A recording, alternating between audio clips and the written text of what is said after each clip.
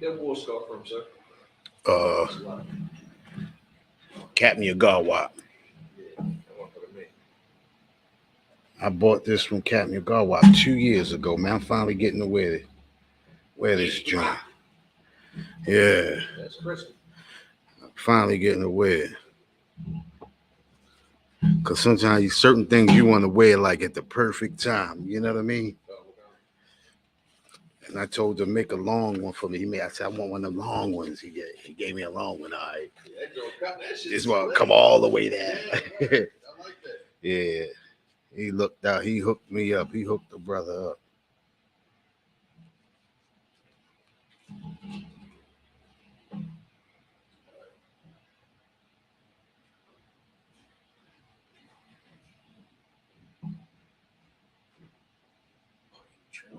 Mm-mm. You sit it right there. Sure. Yeah, go ahead, sit it right there. Go ahead, sit it right there. I'm gonna smoke you up. Yeah, that's another. It's cool. It's cool. Yep.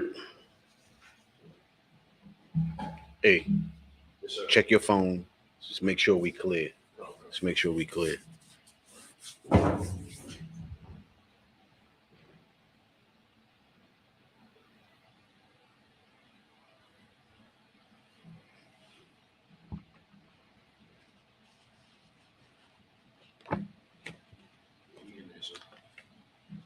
We in there?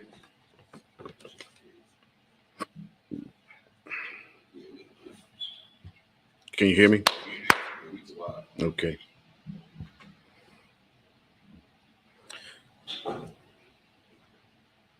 All right. Clap it up. All right. Clap it up. Yeah. Welcome back. This is another day. What's this, Tuesday? This is Brotherhood class. You understand? And the thing that we lacking, especially here in Baltimore, we lack in brotherhood. This is the reason why brothers and sisters are murdering, killing ourselves, robbing each other. You understand? Giving us, selling drugs to each other and everything like that, because we lack brotherhood. Right. You understand? Brotherhood, just like who's that? Captain of Card. Brotherhood is a weapon, and that's the truth. You understand? From the top to the bottom, brotherhood is a weapon. You understand? Used properly, we could be running this kingdom. The only reason why we're not running this kingdom is because we don't have brotherhood. We don't have love for our brothers and sisters. You understand? Especially like we have for the other nations. Other nations come in, we don't have to know them, but we show them all the love in the world. it comes to our brothers and sisters, we have no love for our brothers and sisters. But tonight, we're going to get into brotherhood. You understand? And this just happens to be Black History Month. So what we're going to do is we're going to go into a little Black history tonight. You understand? We're going to go into a little Black history, and we're going to see what we can do, what we can do, or what has happened to us. You understand? Since our captivity, what has happened to us? Has things changed? Has anything changed with us? You understand? Have we gotten better? Have we learned? Are we in a position where we can come out of this captivity? Well, we're going to delve into it and we're going to find out. You understand? We're going to go into some real Black history, because every year we hear about Martin Luther King. We hear about what's the one do the cotton gin? Whitney. What? I'm not mistaken. Whitney. You know, we go into the cotton gin. We hear about Sojourner Truth. I mean, all that is good, right? But the thing is the propaganda that we've been getting from our oppressor keeps us asleep. Well, this Black history that we're about to get tonight is going to wake us up. You understand? And we're going to see the real, true, you understand, vision of our oppressor. You understand? With that, with the Israelite School of Universal Practical Knowledge, started out on West 125th Street, Harlem, New York, under Commanding General Yohana. We've been bringing this truth since 1969. And what is that truth? That truth is that the so-called Blacks, Hispanics, and Natives are the true Jews of the Bible, and our oppressor is the devil that the Bible speaks of. You know what I'm going to do? That's right. You know what I'm going to do? I'm going to take this scarf off. Oh! Listen. I ain't mad at you. Oh, it's hot. This I thought it was going to be cold up in here. But it feels pretty good. It feels good up in here. Yeah, we rock and roll. We got the heat on. Yeah, okay. All right. You might can turn that down a little bit. I came for the cold. You feel me? But we get rocked to sleep every year with the propaganda of Black History Month. And the propaganda of Black History Month, a lot of people don't realize and understand when you look at Black History Month and the way that they throw it to us, right? The way that they throw it to us is they give us a lot of people that helped and furthered the cause of our oppressor. They sprinkle maybe a Nat Turner or a Sojourner Truth or what's the other sister name? Underground Railroad, Harriet Tubman. They sprinkle that in there, right?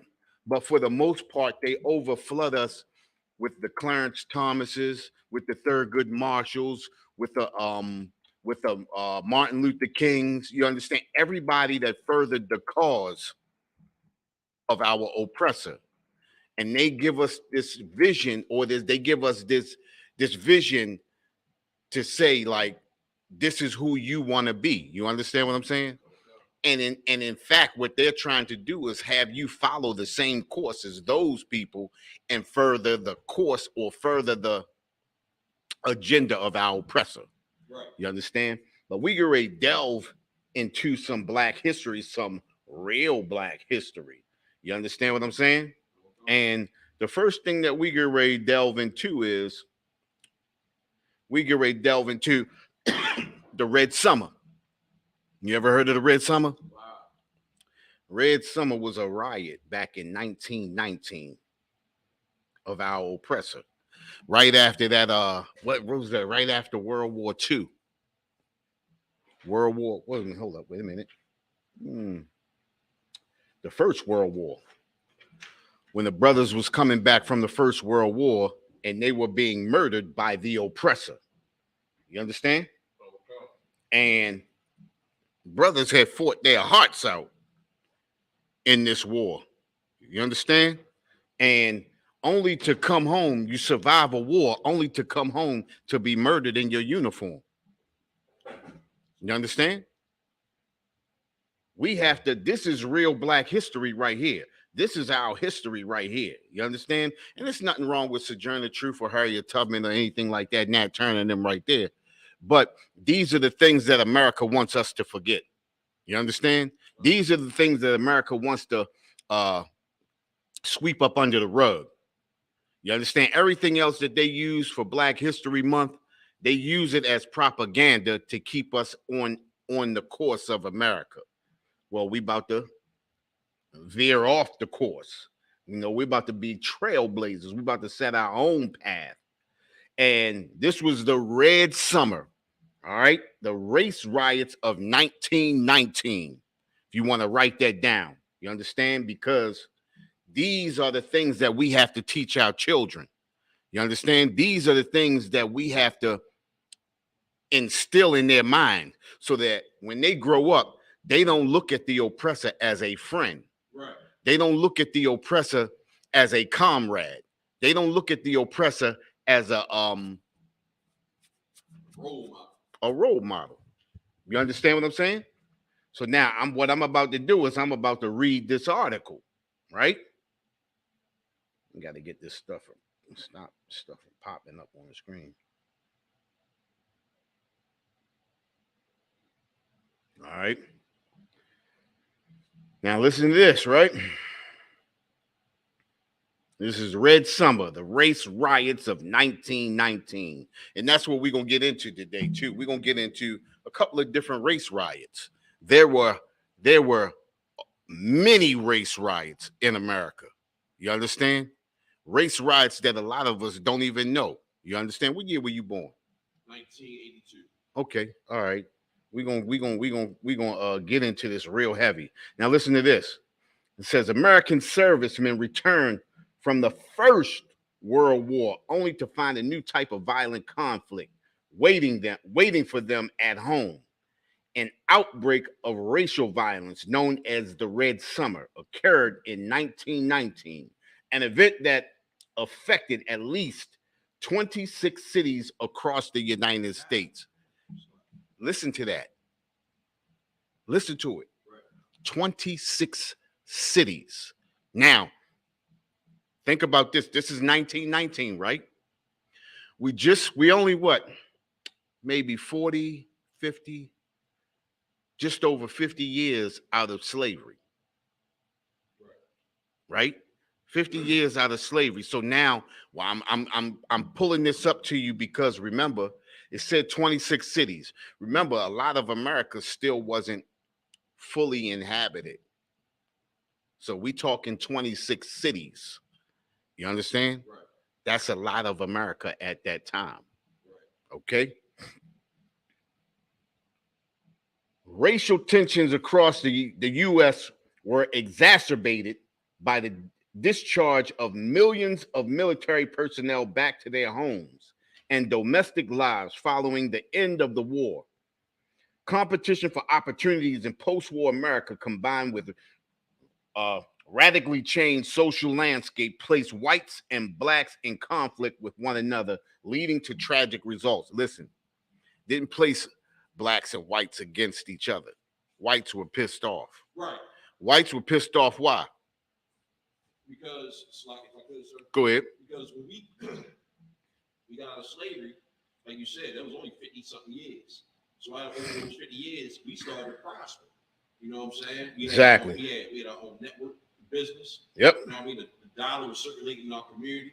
And we had brothers and sisters that were going into the military. We're not for the military, but we had brothers and sisters going to the military trying to create more opportunities for the advancement of our people. But it was brainwashed thinking that. So the brothers came back from war and they had opportunities and they did it. But we were shining on it. Pretty much, sir, it's like it's a wrap up. We were shining on Esau, the oppressor at that time. That's all. Now, what I want you to think about, right? This was World War I, right? Right. Why did a lot of brothers go into that war? If I could, because of the supposed treaty that the oppressor gave for blacks joining the war, or for Israelites joining the war, was that you would get your freedom. No. Remember this. This is 1919. Remember. I ain't say 1819. Right. Civil War. So it's 1919. So I want you to think, right? What was the main purpose of a lot of brothers going into the service? So if I could, Go ahead. the so-called benefits.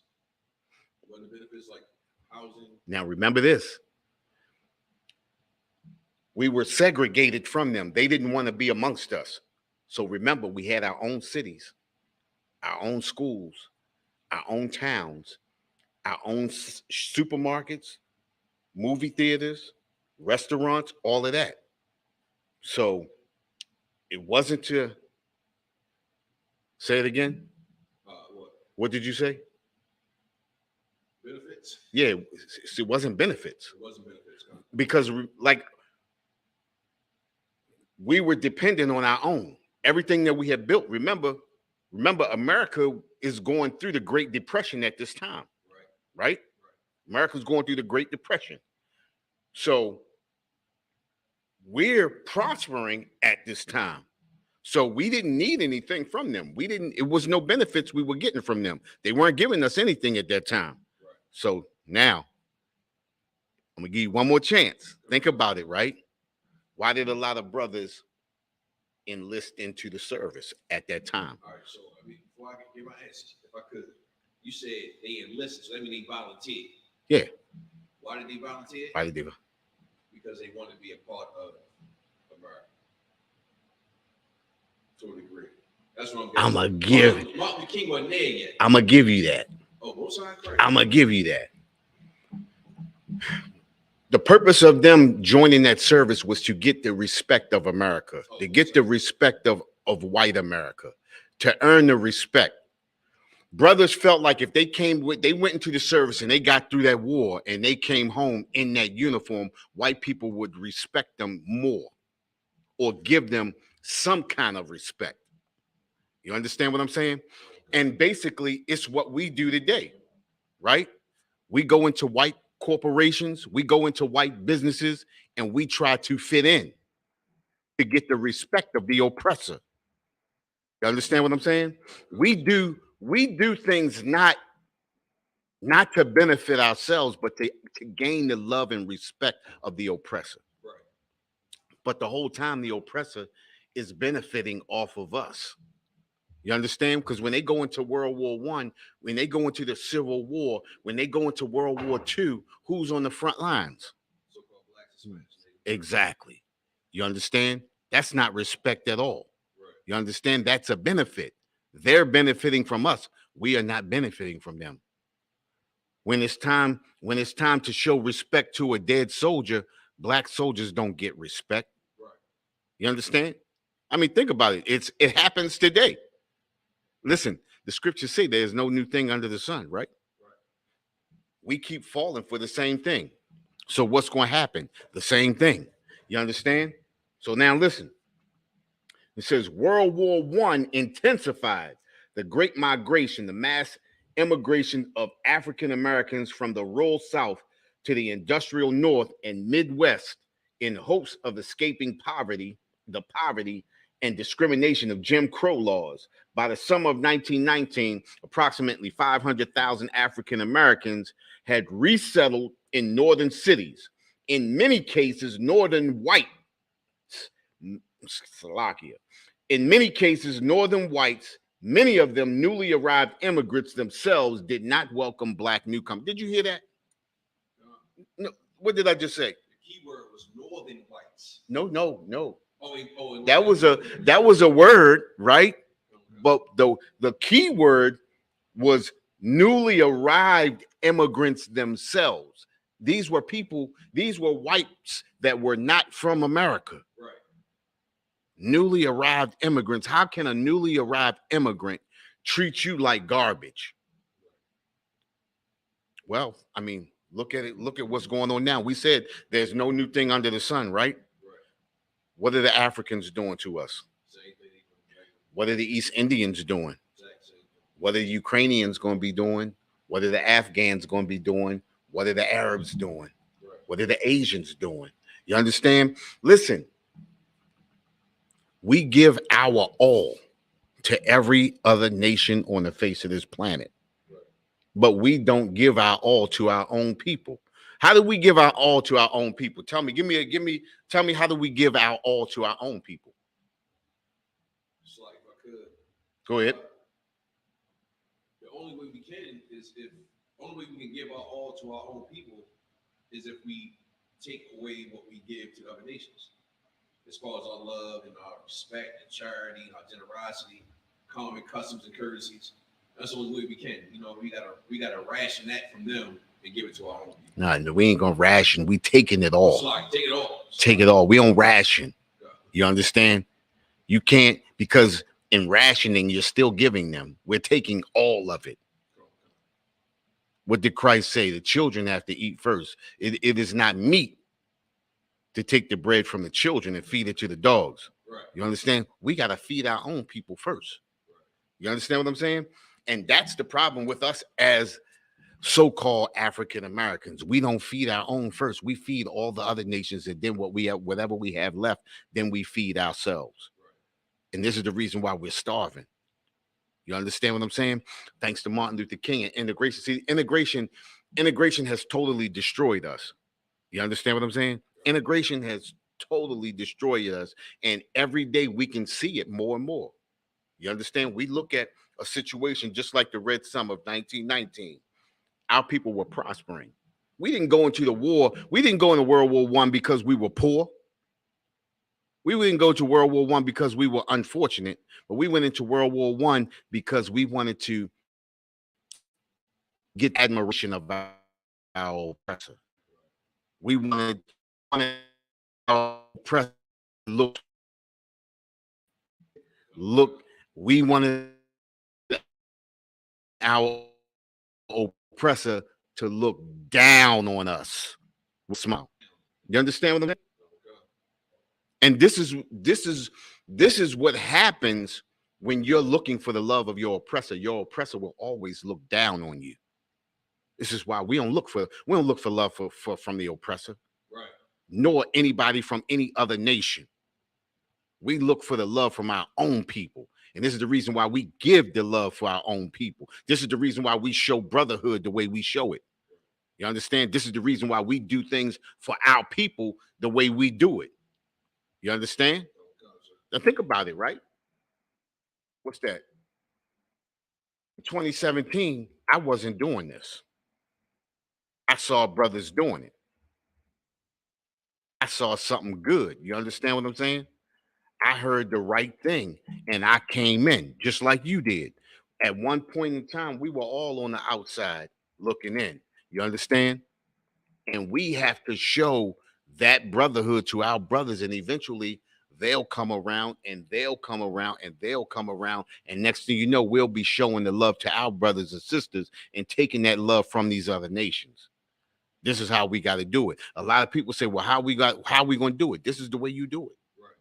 Because it has to start somewhere. You understand? It got to start somewhere. And the problem with us is we can't get started. Well, here in the Isupk, we started in 1969. That's right. You understand? And it started with a few brothers. And look at what we got now. You understand? And the ball is rolling and the snowball is getting bigger and bigger and bigger. You understand? Let's get into this article right here. Matter of fact, hold up for a minute.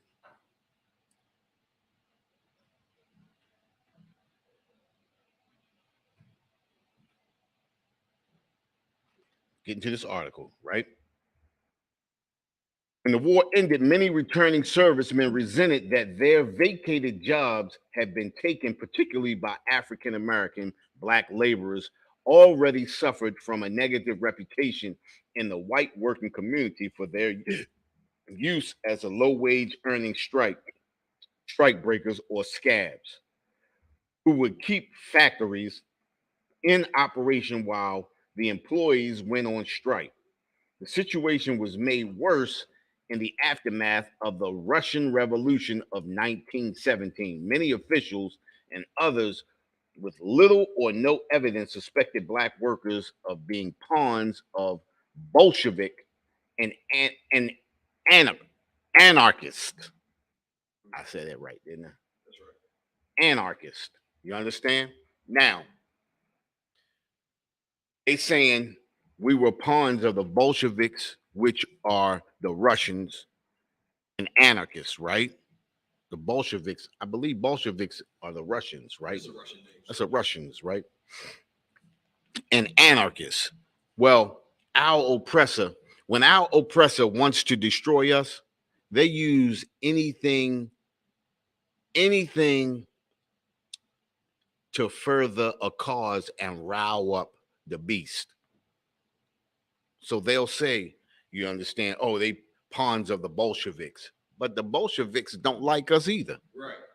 The anarchists don't like us either. So how could we be pawns of that? Right. Now think about this, right? They said we took their jobs, right? Right. Who hired us? Right. Who hired us? Right. You understand?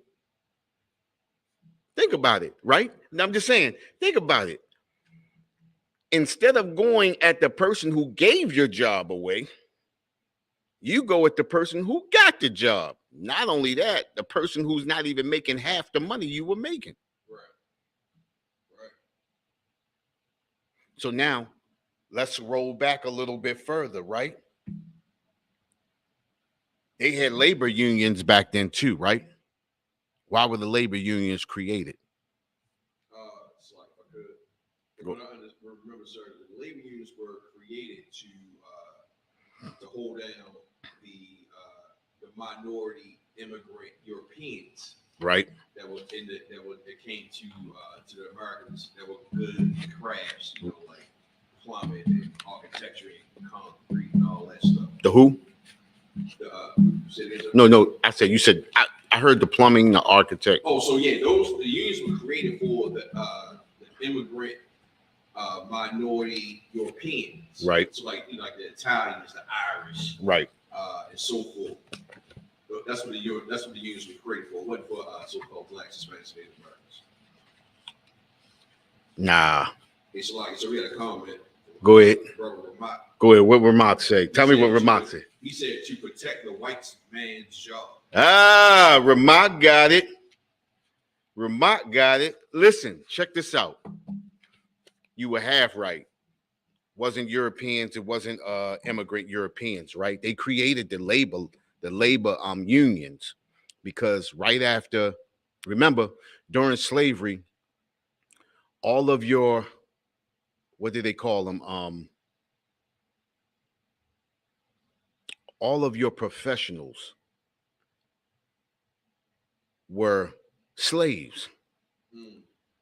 Slaves were your carpenters.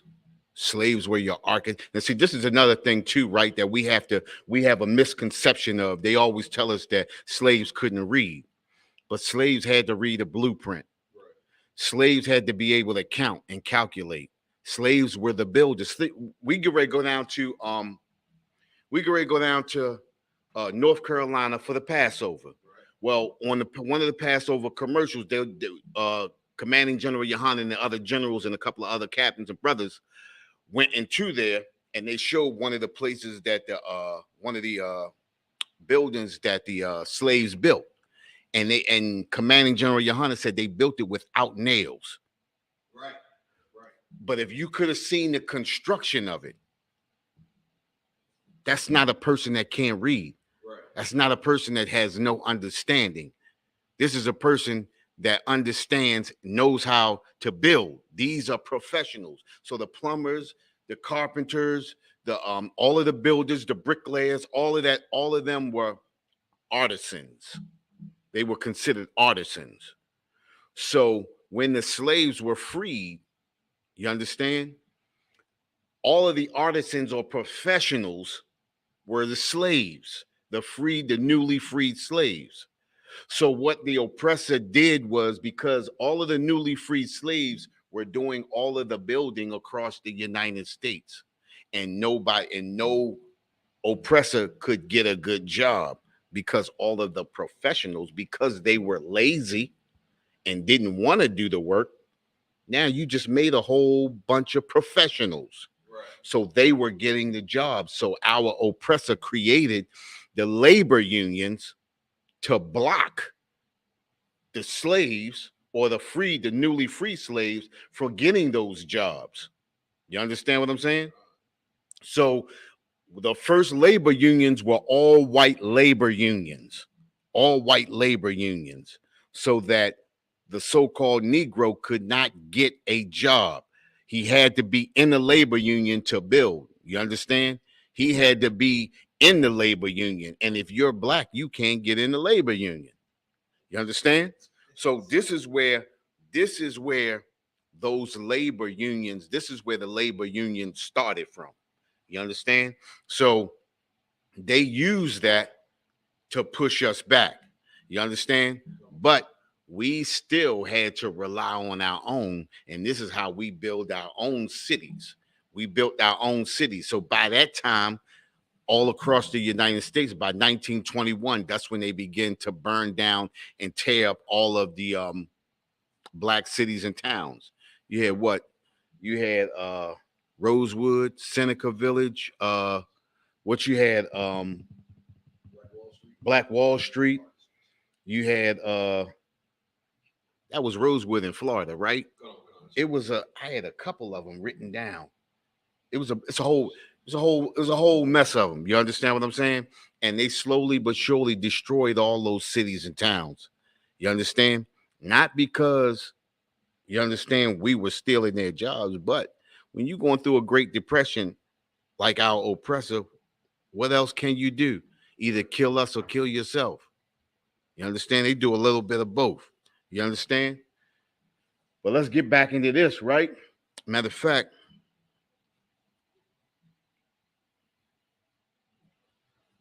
I want to grab a scripture.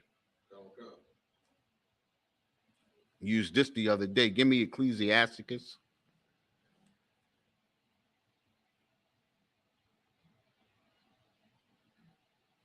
Chapter 13, verse 16. Come on, sir. The book of Ecclesiasticus, chapter 13, verse 16. All flesh consorteth according to kind. Say that again. All flesh consorteth according to kind. It says all flesh consorteth according to kind. What does that mean? It means that we work with each other. We deal with each other. Right. According to who we are, to our nation. Right. So, exactly. You understand? And that's the propaganda of the United States, one big melting pot. You understand? We all got to come together. We all got to get along. That's the problem with us. We believe that motto. No other nation believes that. I mean, think about it, right? How often do you see the Asians coming in to join in with us? Right. I mean, how often do you see the Arabs doing it? You understand? Think about this too, right? How often do you see Asians coming out to vote? No. Arabs coming out to vote? No. Because it's not about voting. They smart. You understand? It says all flesh consorteth according to kind. They know as long as we deal with our own, we will prosper. Right. We're the only people that don't understand that. We're the only people that want to join in with everybody. Anything that we do, we want to bring all nations of people in. We want it to be one big melting pot. We want to show diversity. You understand? When we don't have the strength to show diversity. You understand? We don't have control. We don't have control and strength. As soon as we bring people in, we like to let them lead us. Look at the Black Lives Matter movement. What's that? Three gay females? I think it's 2 and 1. It's 2 females and a brother.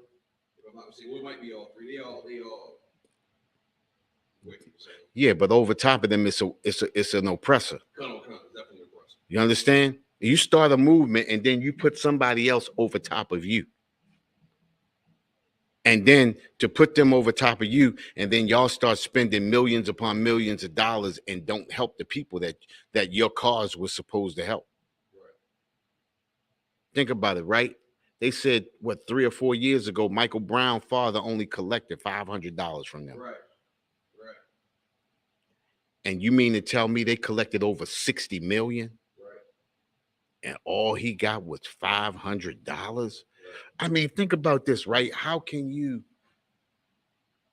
you feel in your heart knowing that your cause was built on the death of this brother and you only gave him $500 out of 60 million? Go ahead. They don't feel anything, sir. You know what I'm saying? Because we were taught to hate our own people. Right. You know what I'm saying? So like to see Mike Brown die and knowing that his family was already in a position of poverty, you know what I'm saying? Like you don't feel bad taking advantage of somebody poor. That's right. what the oppressor does. That's exactly. Exactly. You're exactly right. You understand? Dave, listen. When you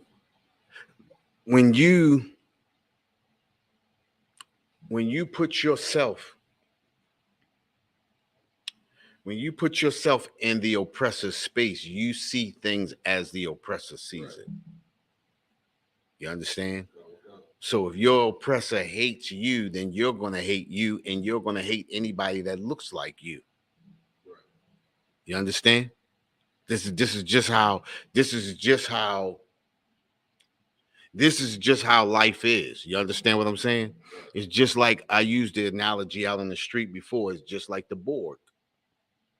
Just like the Borg on Star Trek: The Next Generation. The Borg comes in, the Borg wipes out planets, destroys the and you don't to the Borg that destroys you. Right? The oppressor is like the Borg. Either destroy.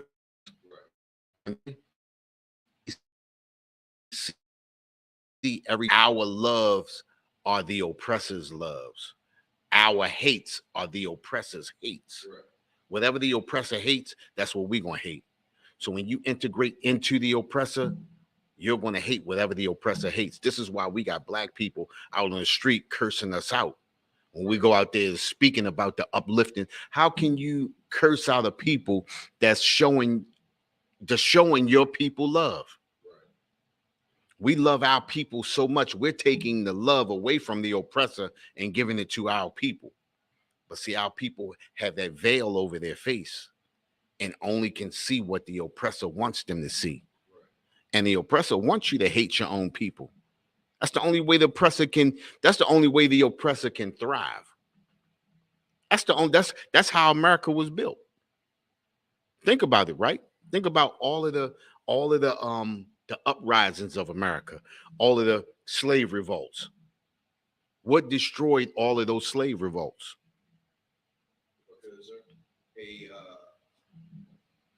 You got it. I was the one that said a code. Yep. It's a lot. Exactly. A brother or sister that saw life through the eyes of the oppressor. You understand what I'm saying? That's what destroyed every revolt. Listen, that Haitian revolution was brotherhood. That's how that Haitian revolution, that's how that they won that war. You understand? Because the Haitians love their people more than they love the oppressor. So they took all of their love away from the people that were oppressing them and put it towards their brothers and sisters and fought for their brothers and sisters. You understand? Then all the nations gathered together and went against Haiti. This is the reason why Haiti looks the way it looks. And this is the reason why Haiti is destroyed in the way it's destroyed. But our brothers and sisters don't understand that we have the power to destroy America just like America has destroyed Haiti. Right. We are the engine that runs America. Right. I mean, think about it, right? Think about it. Who comes out to see a football game if no black people are playing? Who comes out to watch a baseball game if ain't no black people playing? Israel. Who comes out to see a basketball game if no black people are playing? No. Listen to what I'm saying. I'm saying what I'm saying is I'm going the opposite way. I said we can destroy America just like America destroyed Haiti. Right. So if no black people are playing football, who's gonna come out there to see those football games? Who's gonna come see you? And nobody. Yeah, who's gonna see those? Who's gonna come out to see a bunch of white people play basketball? Nobody. You understand what I'm saying? America is built on the Coliseum. Right. As long as you keep the people's minds mystified, you can keep digging into their pockets. You understand? And you can keep their hearts in your pocket. Right. Our hearts, and I'm speaking of brothers and sisters that are not in the UPK, our hearts are in the pockets of our oppressor. You understand what I'm saying?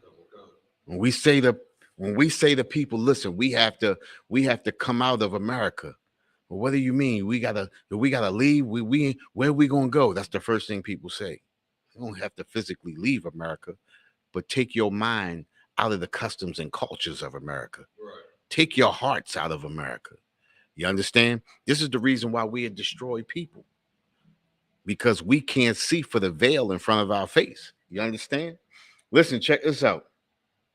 Say many whites feared that the return of the tens of thousands of black veterans with experience living abroad and more significantly having received military training would be unwilling to resubmit to traditional political and social subjugation in the U.S. But we still in that traditional subjugation in America.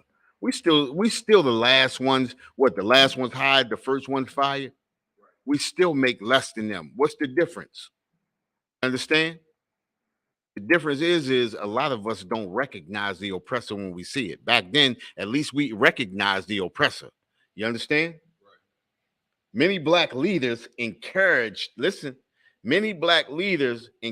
returning servicemen to assert themselves and fight for the dignity and respect they had earned through their military service. Listen.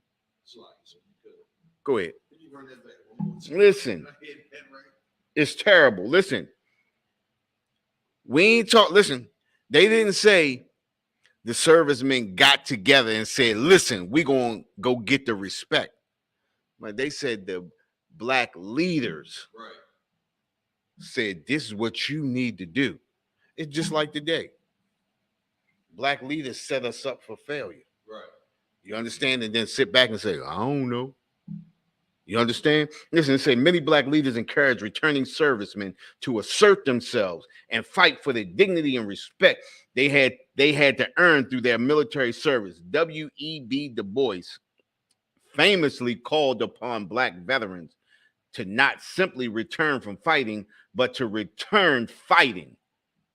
Did W.E.B. Du Bois fight? I'm about to look that up. So did he serve? He didn't serve at all. Right. But this is what they set you up for the shakedown. You understand what I'm saying? Right. And this is, go to First Maccabees, chapter 1 and 11. I know we go to this one all the time too, but listen. Go to First Maccabees,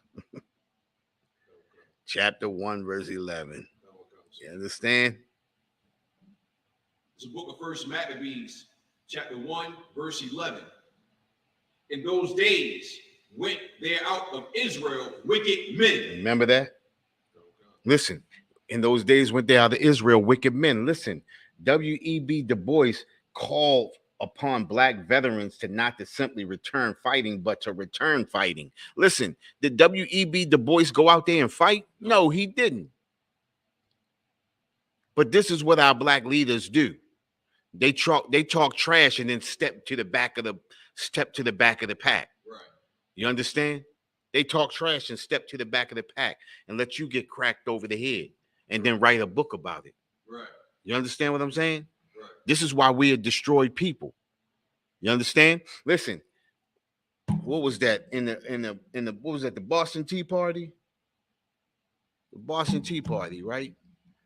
those white, excuse me, those oppressors felt like they were being oppressed by the British, right? Right. And they stepped up and fought themselves. Right. You understand? Our leaders don't step up and fight, but our leaders stay cowards, dumb dogs that cannot bark. Right. You understand? And stand in the back and throw rocks and hide their hands. Right. You understand? And then, like I said, write books in the end. You understand? We have to separate ourselves. We don't have to fight anything. What we have to do is stop fighting for America. Right. Get out of their police forces. Because you've seen what happened to the brother Tyree Nichols a few weeks ago, right? Look at it. That's terrible. But those brothers took on the customs and cultures of America. You understand? And they got immediately fired. There's no waiting and we're going pending upon investigation. Not they don't get the you don't get the courtesy that they give to the oppressor. And this is where we get mixed up at. We think we're gonna get the common courtesy of the oppressor. You understand? Doesn't work like that. You understand? Go ahead, read on. Book of First Maccabees, chapter 1 and 11. In those days went there out of Israel wicked men. Go ahead. Who persuaded many. Who what? Who persuaded many. See what I'm saying? You hear that? W.E.B. Du Bois persuaded many. You understand? He ain't gonna stand and fight. Right. But they'll persuade many to throw them out up under the bus. And then, like I said, they'll turn around and write a book about it. Right. You understand? I bet you how many books Creflo Dollar got? How many books T.D. Jakes got? You understand? How many books do them other preachers and pastors, Al Sharpton, Jesse Jackson, and all of them got? Right. You understand? They'll throw you up under the bus so they can get some shine. You understand what I'm saying? Okay. This is what we got to watch out for. Listen to this. You're going to stay right there, though, right? Okay. Many black leaders encourage returning servicemen to assert themselves and fight for the dignity and respect they had earned through their military service. W.E.B. Du Bois famously called upon black veterans to not simply return from fighting, but to return fighting. Many black veterans were mistreated and in some cases attacked while in uniform. Lynchings increased from 64 in 1918 to 83 in 1919. Listen, I think the number's too low. I believe it's more than that. You understand what I'm saying? Brothers was getting murdered and lynched. When that Great Depression started to hit, our oppressor got frustrated. It was way more murders than that. I'm sure of it.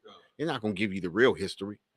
They had to give you a little bit, but they're not going to give you everything. They ain't going to tell you. Think about it. They still finding the bones of native children under these boarding schools. Right. You understand what I'm saying? Think about it. And that was undocumented. It was documented, but they ain't document the murders. Right. You understand? Think about it, right?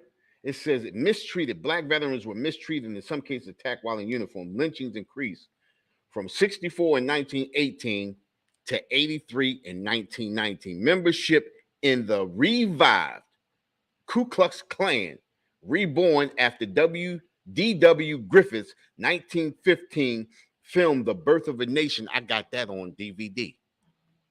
I got it on DVD. It's incredible.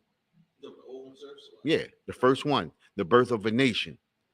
When the chick act like she didn't want to be touched by a black and then just jumped off the side of a cliff before anyone would ravage her. You understand? I'll jump off the side of a cliff.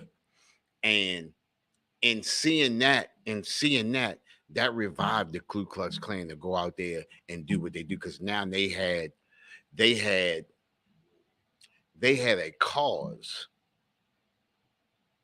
as opposed to they had something to veil the hate that they really had for blacks in America. You understand? Blacks, Hispanics, and natives, because none of us were left out. Right. You understand? Remember, they still destroying the native Indians to this day. It's still destroying the Hispanics to this day. They still murdering us to this day. Right. Nothing has changed. You understand? The birth of a nation skyrocketed into the millions by the early 1920s. And listen, I bought that movie a long time before I came into the UPK, because it was a propaganda movie, and it was incredible, something to see that could motivate a people. You understand? And we so destroyed that we don't get motivated by it. Right. You understand? To be away from them. I mean, they show you how they killing and murdering you. You understand? And this is where we get lost at in America. Go ahead, finish that scripture. First Maccabees chapter 1 and 11. In those days went there out of Israel wicked men. Go ahead. Persuaded many, saying, let us go and make a covenant with the heathen. Think about this, right? We go and make a covenant with the heathen. Every time you join the Army, Air Force, Navy, Marines, you making a covenant with the heathen. You know how many sisters get raped every year in the armed services? Right. It's incredible. And we still got sisters joining. What can a sister do on the battlefield? Right. You understand? What can a sister do on the battlefield but die? A sister die. That's a woman who won't kick out any warriors now. Right. You understand what I'm saying? That's a sister, if she make it home, gonna be told. You understand? No good. Just break 2 or 3 times in the service. How she gonna be messed up coming home? Right. You know, trust their sister's home. Go ahead, finish that. Let us go and make a covenant with the heathen that are round about us. And that's what we want to do. We want to make covenants with the heathens that are round about us. This is why we allow everybody into our neighborhoods. Right. You understand? This is why we destroy people, because we don't see anything as sacred to us. All the other nations do. It's the reason why the other nations don't allow other people into their community. Right. You understand? They don't allow other people into their spaces to set up shop. We the only people that do that. We the only people that do that. Then when other nations kick us out or do something to make us want to leave, we always asking why. Why are they doing that to me? Why are they doing that? You understand what I'm saying? Right. Stupidity. Right. Right. We are silly people. Right. You understand? We just don't get it. You understand? Go ahead, finish. For since we departed from them, we have had much sorrow. Since we have departed from them, that's how we feel. If we're away from them, we're not going to prosper. Mm-hmm. Things not going to go right. We got to bring them we got to bring them in. We got to have everybody got to be in. We got to get some Chinese people. We got to get some oppressors. We got to get some Arabs. We got to get some Ukrainians. We got to get some Russians. We got to get everybody up in here. It's got to be one big melting pot. Right. We're the only ones that do that. And then we bring everybody in. Everybody benefits off of the situation but us. Look at the civil rights movement. Everybody is benefiting off of it except for us. You understand? We're the only people that don't benefit off the things that we set up. You understand? We making the NFL millions of dollars, but we not benefiting off of it. Making the NBA millions of dollars, but we not benefiting off of it. Right. All of the great inventions that we did, we not benefiting off of it. Look at what's his name?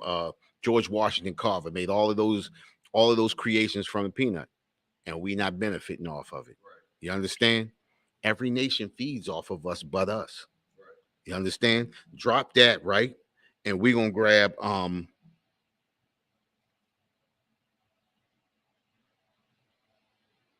Micah chapter 4, verse 11.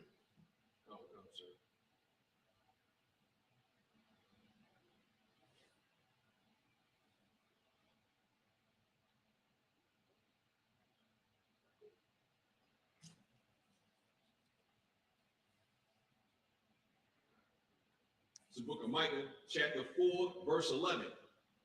Now also many nations are gathered against thee. Say that again. Now also many nations are gathered against thee. It says, now also many nations are gathered against us. Listen, we have to understand that what's Zephaniah 2:1 says, gather yourself together, ye gathered together, O nation I desire, right? We have to understand that we are a nation of people that are not desired. You understand? It says, now also many nations are gathered against thee. Listen, if we come together, there is no nation that can defeat us, no matter how many nations that there are. You understand? We got to come together and we have to be over these nations. That's the only way that this earth is going. This is the only way we going. What am I trying to say? We're going to have a foothold. You understand? The only way we have a foothold is if we come together with our own people. That's it. You understand what I'm saying? The only way we come to listen, it says, now also many nations are gathered against us. Most High is letting us know that all these nations are against us. So if everybody is against you, we have to come together and we have to be against them. You understand? Somebody can't be against you and you can't be against them. Or you lose. You understand? If somebody is against you, but you're not against them, you're going to lose. Right. In whatever endeavor. You understand? So if these nations are against us, then we have to gather together and we have to go against these nations. I'm not talking physically going out there shooting guns and all of that, fighting and all of that.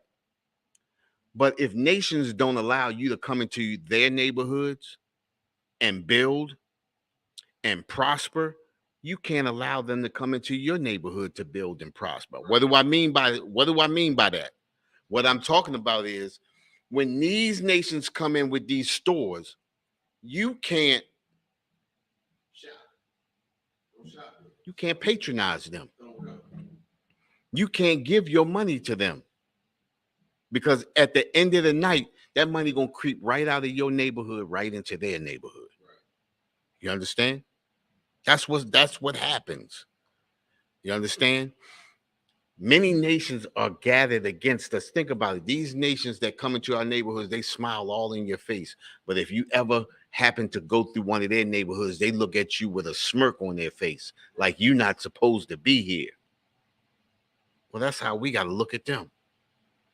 They not supposed to be here. Right. The Most High put up borders. He made borders around every nation. That's y'all spot. This our spot. All right, we in captivity now, but you have to have some sense of solitude. We have to have some sense of borders. You understand? We not letting nobody come in here and do no business in this area right here if it's not our people. And not only that, we have to respect our people that are doing business within our borders. Not only that, the people who are doing business that are our people in our borders have to respect us. Think about it, right? How many Chinese people do you see coming in there buying Chinese food? How many Arabs do you see going into the Kennedy Fried Chicken buying chicken? All of their money comes from us.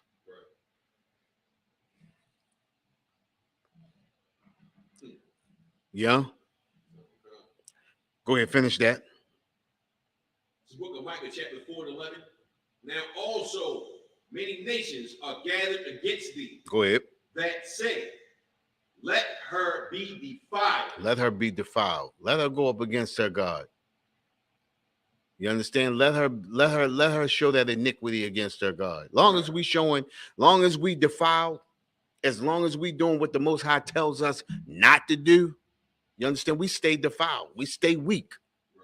You understand? And the Most High stays against us. Go ahead.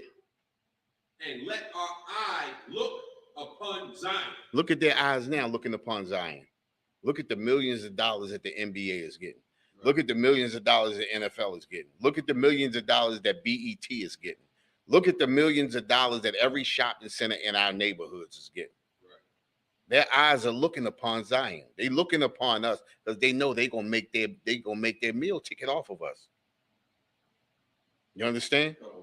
We got to understand that we are the prize, but we belong to the Most High. Right. So the only way we prosper is if we come back to them laws, statutes, and commandments. That's it. Follow directions. Mama used to smack me in the back of the head and say, "Follow directions." You understand? That's what we're getting right now. We're getting smacked in the back of the head. Follow the directions. It's hard for a lot of us. You understand? I'm going to drop that. I got another article right here, right? Now, that article that we did, that was for African Americans, so-called African Americans. And I got one for the natives, right? And you know what scripture I want you to grab, right? I want you to grab Psalms 55. Psalms 55, 19 and 20, I believe, right? Don't read it yet. Just grab it for me, right?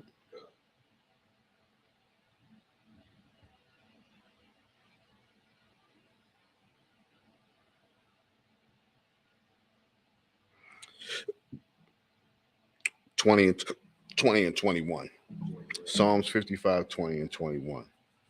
Right? All right. Let me get back. Let me get into this one right here.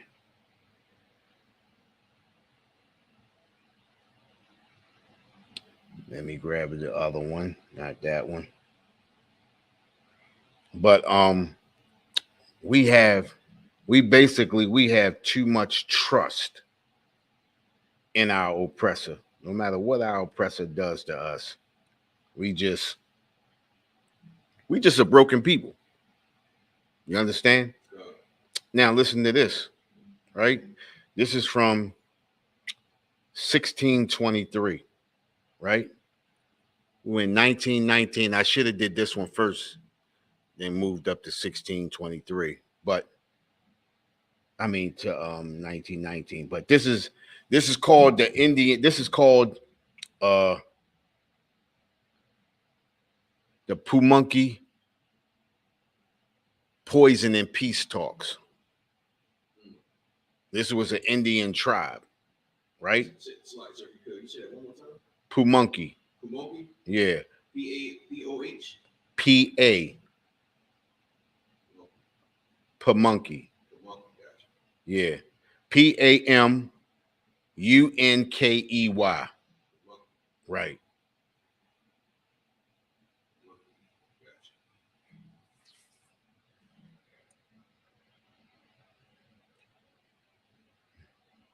Got that? Okay. I'm ready to read this, right? Listen to this. In May 1623, Captain William Tucker led English soldiers from Jamestown to meet with Indian leaders here in Pumunki territory. This was these Indians' territory, right? The Indians were returning English prisoners taken in March 1622 during war leader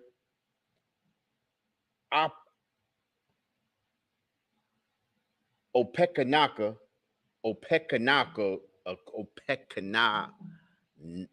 anyway, orchestrated attack on encroaching English settlements along the James River.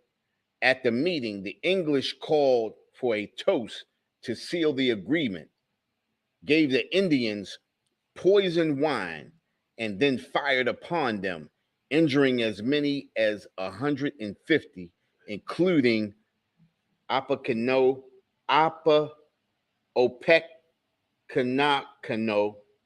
and the chief of the Kiskak, the Kiskiat. The English had hoped to assassinate Opek, who was erroneously reported as having been slain. They succeeded in 1646. Now, that was not the whole story, right? They came in looking for peace, right? To get back captured prisoners that were not,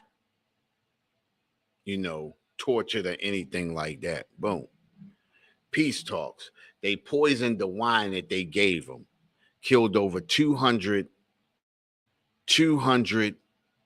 natives, and then murdered the rest of them, beating them with sticks and clubs, shooting them with guns and stabbing them and all of that. They came in, got them drunk, and murdered them. You understand? This is our oppressor at his finest. Right. You understand? This is the reason why the Bible tells us what? Never trust thine enemy. You understand? And this is what we have a problem with. This is the reason why we still in captivity in America, because we too trusting of a people. We really think that America is going to give us civil rights.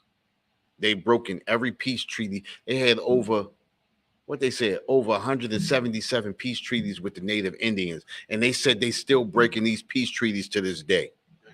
How can we possibly trust a people like that? How? You understand? Think about it, right? These people come in and they trying to give you back your prisoners and make a peace treaty. And during the peace treaty, you poison the wine, kill over 200 of them, and then bludgeon and murder the rest of them. I never even heard of Pamunkey, the Pamunkey tribe. They probably killed them all off. You understand what I'm saying? I think I did a class on this last year. You understand what I'm saying?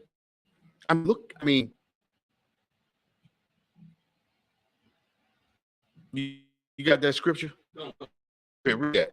Psalms 55 and 20. He had put hands against such as be at peace with him. Say that again. He had put forth his hands against such as be at peace with him. What does that mean? Saying that he goes into conflict with people, or starts conflict with people that don't want no problems. Exactly. He put forth his hand as such that be at peace with him. These people were at peace with him. You understand? At peace. Not looking for any trouble. We just trying to make peace. And this is the oppressor. And this is think about it, right?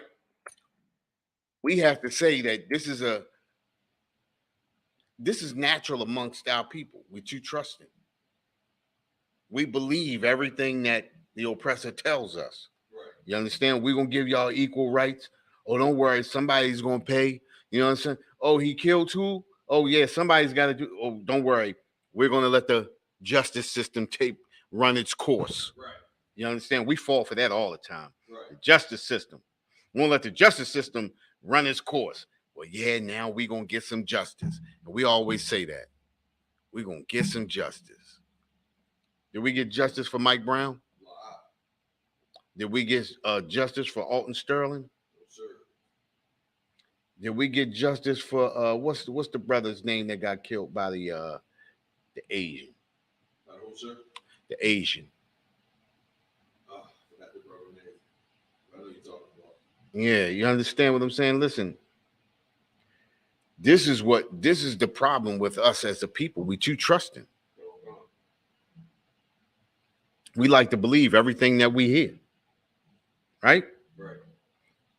And every time the thing that we hear doesn't come into fruition, well, better luck next time. Well, we're going to get them next time. It's going to work the next time. We just got to keep fighting. We just got to keep going. We got to keep going. Go ahead. If I could. You know, that comment you just made, right? Right. That's the mindset that we're indoctrinated with at a young age, especially brothers that play sports. You know what I mean? Be a good sport about it. Don't be a sore loser. Be a good sport. Right. You know what I'm saying? But the oppressor don't gotta be a good sport. He can be a sore loser and kick your teeth in if you lose a football game. And you think about this too, right? Think about this. You know, you totally right? Think about this. The oppressor is always the one to say you got to be a good sport. Right. But as soon as they lose, they mad as hell. Right? They don't have to be, just like you say, they don't have to be a good sport. But you got to smile and show your teeth. Right. You got to be a good jigaboo. You understand? You gotta be a good slave. Right. You know, that's the only way that that's the only way that this relationship gonna work. Right. Only one of us can be evil and angry. Right. You understand? But you are not that one. Right. You gotta suffer in silence. You gotta show your teeth. You understand? Like what's his name? Show your teeth. Steve Harvey. You understand? You got to show your teeth. You understand? All your gums and teeth. Man, I ain't even gonna say that. I don't want to say that, but he pisses me off. Right. You understand? He makes us look bad as black people. You understand? You gotta go for the bag. You gotta chase the bag. It's about the bag. You understand? Forget about your brothers and sisters dying. Forget about your dignity. Forget about your morals. Right. It's about the bag. He'd do anything for a bag. He'd be in a monkey suit, scratching his butt for a bag. He already doing that. You understand? And then we got so many people that respect him for that. That's how you know we'll destroy people, because other cultures won't do that. Other cultures won't put up with that. You understand? Look at this. It say, at the Pamunkey peace talks, Virginia colonists secretly poisoned the wine, which kills Powhatan's leaders and 200 Pamunkey people. Additionally, 50 Pamunkeys are physically murdered. Physically murdered. Right. You understand? And this is think about this too, right? This is a list of I got a list here of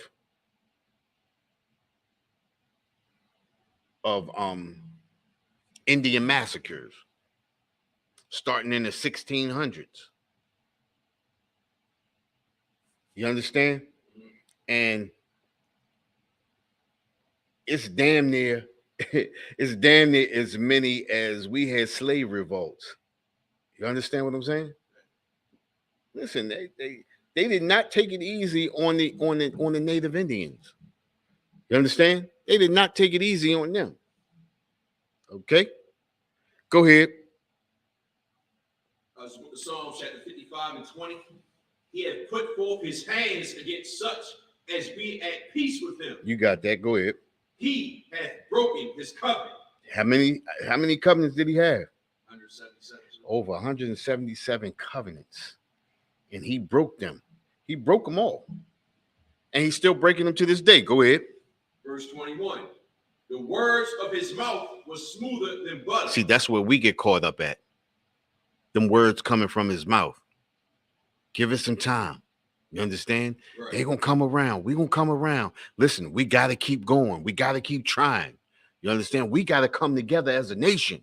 Right. You understand? It can't be just one of us. It's got to be all of us together. That's what happened at the Tower of Babel. All the nations come together under, what was that, Nimrod? Under Nimrod, an African. And now we coming together under the oppressor. Right. You understand? I mean, we destroyed. Every time we turn around and we come together under somebody, we end up under somebody. Right. That's just the way it is. You understand? Right. Drop that, right? Go ahead. No, finish that. I'm sorry. Finish that. Book of Psalms, chapter 55 and 21. The words of his mouth were smoother than butter. Go ahead. But war was in his heart. And war is in his heart. Listen, no matter what he says, the oppressor has war in his heart. Right. It's nothing can change that. This is just the way the Most High made him. Right. You understand? It's nothing that can change him. Go ahead. His words were softer than oil. His words lull us to sleep. All you got to do, all you have to do is vote. Get out and vote. You understand? Listen, if you vote for me, I got you. Words are smoother than oil. Go ahead. Yet were they drawn swords. Listen, he got a plan. He got a plan to destroy us. You understand? There is nothing worse than the oppressor making a promise, because you know if he makes a promise, he's going to break that promise. Right. You understand? We know that. We know that from history. Think about it. Us in America, how many promises has the oppressor made to us, and how many promises has he kept? A lot and none. It's a lot. Exactly. Exactly. You understand? Now, I'm gonna drop that. Now I'm going to our Hispanic brothers. Okay? Going to the Hispanic brothers. If you want to, you can pull this up. I don't know if you can pull it up on it. You can pull it up. Yeah, Zoot Suit riots. Yeah.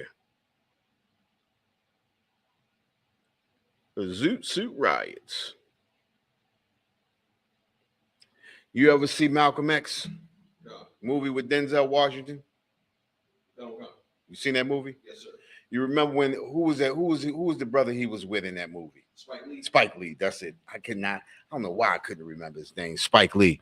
I don't know if you remember that part when him and Spike Lee was walking down the street and he was doing that little slick walk and he was walking to the side. Yeah, when he was walking to the side like that, the suit that he had on, that was a Zoot suit. Okay. That's a Zoot suit with that big brim hat and the hat be tipped to the side. You got the shoulders come out like that. Then the legs real wide, baggy wide at the bottom. That's a Zoot suit. It's wide, and then it tapered down to the bottom. That's a Zoot suit. That was Hispanics was famous for that. That was their joint. They was the catalyst for the Zoot suit. You understand what I'm saying? That was their thing. That's what they was known for. Having the little chain hanging out the pocket, out the joint like that, and you know what I mean? That was their thing right there. They had swag. You understand what I'm saying? That's how you know they are brothers, man. They had swag, and they had the brothers doing it too. You know? But I'm gonna read about this. It's the Zoot Suit riots. You pulled that up? All right, look, it says a series of conflicts that occurred in June 1943 in Los Angeles between U.S. servicemen and Mexican American youth, the latter of whom wore outfits called zoot suits. The zoot suit consisted of a broad-shouldered draped jacket, balloon-leg trousers, and sometimes a flamboyant hat. That was the zoot suit. If you didn't have a hat, you ain't have a zoot suit. Right. You didn't have a jacket, you didn't have a zoot suit. You didn't have the pants, you had to have all three of them. That's what the zoot suit. If you watch the cartoons, the old cartoons back in the day, they show the wolf, and the wolf had the joint, the hat on there. That was a zoot suit. Yeah. Made him a wolf too. You know? Exactly. Yeah, they got undertones on all of that. You understand? But that was a zoot suit. So the zoot suit, of course, consisted of broad shoulders, draped jacket, balloon leg, trousers, and sometimes a flamboyant hat. Mexican and Mexican American youth who wore these outfits were called zoot suiters. These individuals referred to themselves as pachos. I think I'm saying that right. Pachucos, or was it? I hope I said that right. A name linked to the Mexican American generation's rebellion against both the Mexican and American cultures. Right? Prelude to the riots. Pressure related to the U.S. involvement in world. See that? Listen. Every time something happened, it's always after a war. The Civil War, World War I, and in World War II, they always destroying things after a war. You understand? And it's always destroying stuff that we got. Right. You understand? Pressure related to U.S. involvement in World War II contributed to the racial. Think about this. Let me stop. The Vietnam War. What did they do after the Vietnam War? Same thing, sir. But that's when the heroin and everything hit our neighborhoods. You understand what I'm saying? All these wars. What was the Cold War with Russia? That's when crack came in at 85, Ronald Reagan. Right. You understand what I'm saying? It's always during a war. Go ahead. If I could. Now, if you looked at how you broke that down, right? After the wars, you got to think, before they hit us with the drugs, we was chilling by ourselves. Mm-hmm. So we was building. Right. So in order for the oppressor, the slave master, his population of peons to feel safe, you got to dumb down the competition. So what they hit us with the heroin. Right. They hit us with the cocaine. You get what I'm saying? So like that was their way of not having a rebellion like the Zoot Suitors, right, or any other rebellion from the slaves. Exactly. You know what I'm saying? So like, listen, you're exactly right. You understand? And just like this war that's going on now, we have to keep these exact ideas in mind. We have to remember, you know what I mean, how our oppressor is. Our oppressor has particular trademarks. You understand? He has a what am I trying to say? He has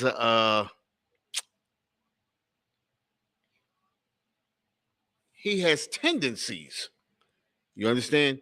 Our oppressor has tendencies. The problem is we don't recognize those tendencies. You understand? Whenever he's out having his wars, he always comes back to want to destroy us. right. You understand? And we have to understand that right now he's having a Cold War with Russia, right? He's having a Cold War with China, right? He's having a Cold War with North Korea, right? So what should we expect? Same thing, sir. Him to come back and war with us. You understand? The oppressors always at war with us. Right. All right. Pressure for the U.S. to the racial tensions that preceded the riots. Workers were needed in the agricultural and service sectors of the United States to fill the jobs vacated. See that? It's the same scenario. First was World War I with us. They needed blacks to fill in the positions, right? Right. Now, agriculture is what? That's our brother Isupk. That's their profession. Right. Agriculture. Right. Who knows agriculture better than Isupk? Nobody. And here we go again. It's the same thing. It's the same thing happening again. You understand? Sometimes I think they just using these as a ploy. You understand? You use certain things as a reason to get in and to destroy your people. Right. You understand? So, but think about it, right? They used us for the shop jobs. They use Isupk for the agricultural. I mean, that's our thing. That's their thing. That's our thing. Right. You understand? We professional carpenters. You understand? Bricklayers, all of that. We do all of that. We do agriculture too, but that's our thing right there. Isupk does the carpentry and all that too, but that agriculture is their thing. You understand? And think about it, right? They worried about Isupk having these agricultural jobs, but how many oppressors go out there in them fields picking fruits and stuff like that? See, that's why I said it's a ploy. Right. Our oppressor doesn't want to work anyway, right? Even with us after World War I, they don't want to work anyway. It's a ploy to go in and destroy your people. Right. They went in and destroyed the Native Indians. They went and destroyed us. They went in and destroyed Isupk. You understand? All right, let me get back to this. Workers were needed in the agricultural and service sectors of the United States to fill the jobs vacated by those who were serving in the military. And every time somebody roll out to serve in the military, they come back with anger on their chest. An agreement was reached with Mexico, whereby temporary workers from Mexico were brought into the United States. Now, I ask you a question. Why would they make an agreement with Mexico when you got African Americans already here needing jobs? I got two things on that, sir, if I could. Go ahead. The first is that whoever America made the deal with, they paid them. They lined their pockets. No. Whoever America made that deal with, women, say that again, what you said. Whoever America made the deal with, as far as on the Mexico side, they paid them. Who paid who? America paid the Hispanic, paid Mexico, whoever was in charge. You know? Mexico paid America. Good night. Why would America pay Mexico, then have to pay the workers to come in? Yeah, I don't know that, so I can't get that. That's saying, listen, think about it, right? Why would America go to Mexico if you got workers already here? Unless Mexico gonna pay you to take these workers, because they don't have to work in Mexico. So why not? America gonna get their palms greased on both sides. So now you cause a rift because now you got these Mexican Americans here working the jobs that, frankly, our oppressor ain't want them jobs anyway. It's just a ploy so we can kill and beat up people anyway. Right. You understand? It's never been about a job. Oppressor don't want to work anyway. You understand what I'm saying? Think about it, right? All the way through slavery, we were the builders. They got slaves to build for them. They got slaves to take care of their own children. Think about it. You hate a people so much, but you hate work even more that you'll get a slave to watch your kid. Right. The people that you say you're afraid of, but you'll get them to take care and nurse your kid. How does that sound? Right. You understand what I'm saying? Right. Who were serving in the military, an agreement was reached with Mexico whereby temporary workers from Mexico were brought into the United States. This influx of Mexican workers was not particularly welcomed by white Americans. It's always white Americans that are not happy. As a part of the war effort, by March 1942, the United States had begun rationing various resources. Restrictions on wool had a direct effect on the manufacture of wool suits and other clothing. There were regulations prohibiting the manufacturing of zoot suits, but a network of bootleg tailors continued to manufacture them. This exacerbated racial tensions. As think about it, right? That's bull crap. That's bull. Think about this.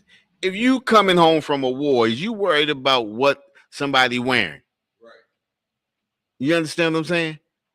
Just what they wearing makes them stand out and let you know that we are Mexican Americans. Right. That's it. Ain't got nothing to do with the wool. Oh, because they using all that wool. We could have used. Where was you? Let me ask you a question. In the wool, where you going to use the wool at? For blanket? A blanket. Right. A blanket. That's it. You understand? Did they have a shortage of blankets? It don't never say they had a shortage of blankets. Right. You understand? Yeah, None of that. right. Listen, this is the richest nation on the face of the earth. A ploy.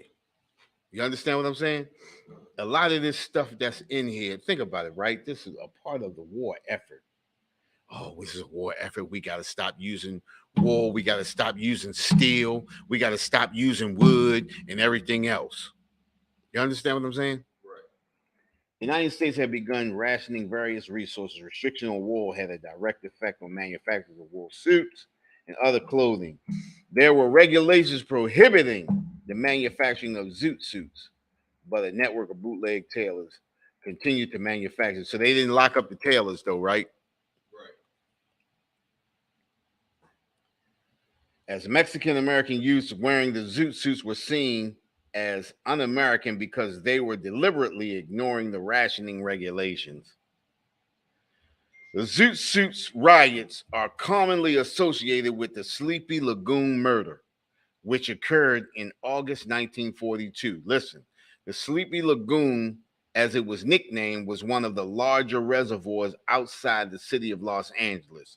On the night of August the 1st, 1942, zoot suiters were involved in a fight at a party near the Sleepy Lagoon. The next morning, one of the partygoers, Jose Diaz, was dead. There was public outcry against the Zoot Suiters, fueled by local tabloids citing concerns about juvenile delinquency. California Governor Colbert Olson used Diaz's death as the impetus for a roundup by the Los Angeles Police Department of more than 600 young men and women, most of whom were Mexican Americans. Several of the Zoot Suiters who were arrested were tried and in January 1943 convicted of murder. However, many people denounced the circus atmosphere of the trial. The attacked the verdict as a miscarriage of the justice. The conviction of the Mexican American youths were later reversed on an appeal in October 1944. Listen, they know exactly what they be doing. That's just the roundup to encage, just like I said, 600. Think about it, right? It wasn't even that many people out there fighting. Right. But you rounded up 600. The party wasn't even that big. Right. You understand what I'm saying? It wasn't even that big. And then this was think about it. Jose Diaz. Zoot Suiters wasn't fighting Zoot Suiters. Zoot Suiters was fighting white Americans. Right. So a Zoot Suiter died. So you round up all the Zoot Suiters. Right. Not the white Americans. And then you tried Zoot Suiters for a Zoot Suiter's death. Right. This is just the oppressor. You understand? Think about it. The riots began on June 33rd, 1943, after a group of sailors stated that they had been attacked by a group of Mexican American Zoots. Get there. Do you hear that? Right. You hear that? Listen. Sailors. Who attacks the sailors? Nobody. You from out of town. Excuse me. You from out of the country. You attack a sailor, a United States sailor? That don't even sound right. Even the lies are just, think about it. I mean, come on now. This don't even sound right. So like, sir, if I could. Go ahead. And I served in the Esau military. We came home from Iraq. We were some violent bastards. Right. We got in several fights and brawls at clubs and goddamn Denny's and all that garbage. But who was you? Oh, I was a nigga out of my mind. No. You was a nigga. I was definitely a nigga. No. What I'm saying is you got in a fight because this is what niggas do. Right. Come on. Who attacks white sailors in uniform? You see what I'm saying? Right. Not only that, if I'm not even from this country, I wouldn't even be up in a white sailor's face. Right. Even in the heat of the times where we are already despised. You understand what I'm saying? We already despised. So it doesn't even make sense. Right. You understand? Listen, let's go to that Micah 2:10.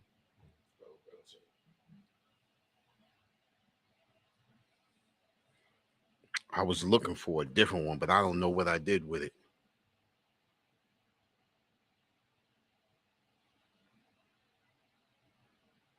Before you do that, right?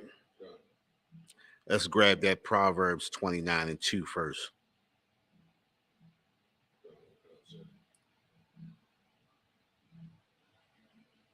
It's the book of Proverbs, chapter 29, verse 2. When the righteous are in authority, the people rejoice. You hear that? It says, when the righteous are in authority, the people rejoice. Listen, look at us today. Look at all of these. Think about it. Look at all of these riots that we've been through, our people, the so-called blacks, Hispanics, and natives. Right?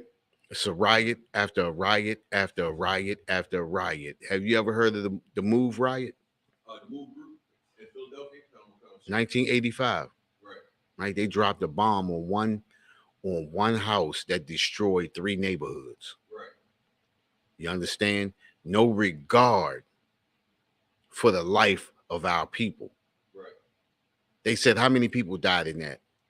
I don't recall, but I know there were some children that they kept the remains. They said only 11 people died. But how do you destroy close to 60 houses and only 11 people died in that house? Right. You mean to tell me what, nobody else in none of them other houses? Right. They wouldn't even know, because they probably killed families. Right. Where, you understand what I'm saying? In 1985, do you know where I was at in 1985? I was coming out of high school, and I knew nothing about that. But we ain't had an internet. Right. We only had local news, so if it wasn't here, you didn't hear about it. Wasn't until I got older. I mean, older, before I even heard a glimpse of this. You understand? And I'm saying to myself, we run in the streets like everything's sweet, not knowing that we still at war with these people. Right. You understand? All of these race riots, Pumunky poisonings, you understand? Zoot Suit riots, Red Summer of 1919. These people hate us. Right. You understand? They hate us as a people, and we hate us as a people. We got to start showing the love. That's right. You understand? This is the reason why we are destroyed people. And every nation knows that we are destroyed. And this is the reason why they take advantage of us. Right. I mean, think about it, right? I mean, look at this. This has got to be the stupidest article written I've ever seen. I mean, it doesn't even make sense. And then, like, you look at the time that this is in, and you have a nation of people that have nothing but hate in their heart for our people. Why would our people sit and attack these people? Right. But this is the article that they wrote. And they took, listen, this says, where we at? It said, go ahead, finish reading that. No, sir. It's the book of Proverbs, chapter 29 and 2. When the righteous are in authority, the people rejoice. And that's where we need to be at. We need to be in authority so that the people can rejoice. This is the reason why we destroy. Go ahead. But when the wicked bear rule, the people mourn. And that's where we at right now. We mourning because the people who are ruling are wicked. You understand? Drop that and go back to the one that I said before. Micah 2 and 10. But look at this. Let me know when you get it, right? But it says right here, it says, think about it, right? As a result, on June the 4th, a number of uniformed sailors chartered cabs and proceeded to the Mexican-American community, seeking out the Zoot Suiters. What occurred that evening and in the following days was a series of conflicts. Listen, they drove there. They had no fear. Why wouldn't you have fear? Because you know these people never attacked you. You know they are not an attacking people. You understand? It says, the following days was a series of conflicts, primarily between servicemen and Zoot Suiters. Many Zoot Suiters were beaten by servicemen and stripped out of their Zoot suits on the spot. The servicemen sometimes urinated on the Zoot suits. Right. Come on, man. Or burned them in the streets. One local paper printed an article describing how to de-zoot a Zoot Suiter, including directions that the Zoot suits should be burned. It says the worst of the rioting occurred on the night of June 7th when thousands of servicemen and citizens prowled the streets of downtown Los Angeles attacking Zoot Suiters, as well as members of a minority groups who were not wearing Zoot suits. See, it's just a part of them. War is in their heart. It says, what does it say? What does it say? The scripture we read before. The words of his mouth smoother than butter, but war is in his heart. War is in their heart. They make it seem like the Zoot Suiters attacked them. So now you going on a 3 or 4 day prowl, going through their neighborhoods, just destroying them. These are evil people. They evil bastards. Right. Go ahead, read that scripture that you got. Come. It's the book of Micah, chapter 2, verse 10. Arise ye and depart, for this is not your rest. You heard that? Arise ye and depart, for this is not your rest. We got to understand that this is not our rest right here. We get too comfortable in America. We too comfortable being here. You know what I mean? So comfortable that our people are selling out our own people.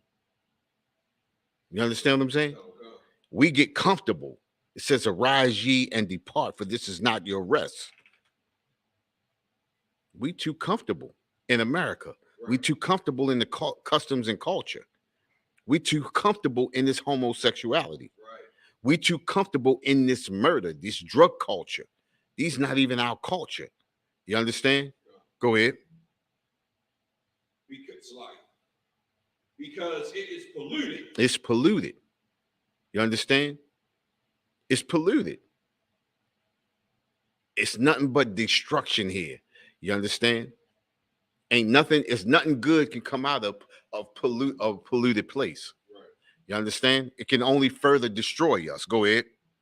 It shall destroy you, even with a sword destruction. Even with a sword destruction. I mean, the worst at the worst. You understand? We just destroy people. But what was we talking about in the beginning, right? We got to come back to these laws, statutes, and commandments. Right. We got to gather ourselves together. We got to come together with our own people. You understand? Right. And as long as we come together with our own people, we can come up out of this. Right. But as long as we stay divided and doing our own thing, this is what we're going to suffer through. You know? And with that, the Israelite School of Universal Practical Knowledge started out of 1 West, 125th Street, Harlem, New York, under Commanding General Yohana. Been bringing this truth since 1969. And what is that truth? That truth is that the so-called blacks, Hispanics, and natives are the descendants of the greatest people that ever walked the face of this earth. And the Bible identifies us as the true biblical Jews of the Bible. With that, I'm going to turn the class over to Priest Officer Nadarwan.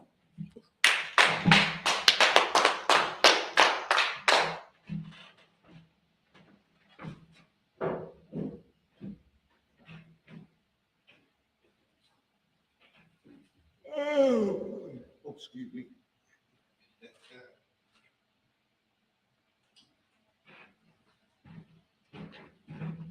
Yeah, let's clap it up again one more time for Officer Mathum, man. Priest Officer Mathum. Always got a well of information on a Tuesday Brotherhood class, man. All right. Security announcements. We the Isupk out of 1 West, 125th Street, Harlem, New York, under Commanding General Yohana. New rules for brothers and sisters. When a new brother or sister comes into the school, they are off limits for 6 months. They are to be saluted only. They are here to shed themselves to the world. After 6 months, if a brother or a sister if a brother or a sister has an interest in a particular person, he or she must get permission from the head to speak to a brother or sister. There's another 6 months in which the brother or sister will court each other. After this 6-month period, the brother or sister will get permission from the head to marry, ties, which is a commandment. You can find this in Numbers 18 and 21 at Malachi 3, chapter 3, verse 8 through 10. Means 10th in Hebrew and is pronounced ma'asharah. 10% of every penny of any increase the Lord gives you, give to the treasury department or teacher. Priest fund. Free will offering for priests, not mandatory. Whatsoever amount you would like to give. Upcoming holy convocations. We got the Feast of Purim. And that is, it's Sunday, March 5th. All right.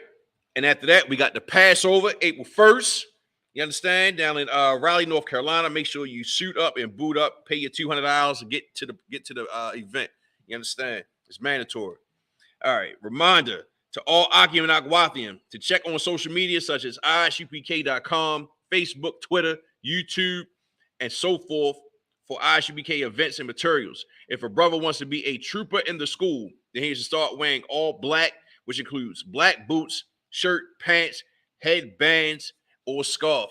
With that, been Israel mighty. Give one courtesy salute to the teacher, Mike Shabbat, the mighty, the rock, Yahweh Shem Yahweh Shah Barakatah. I was top, class dismissed.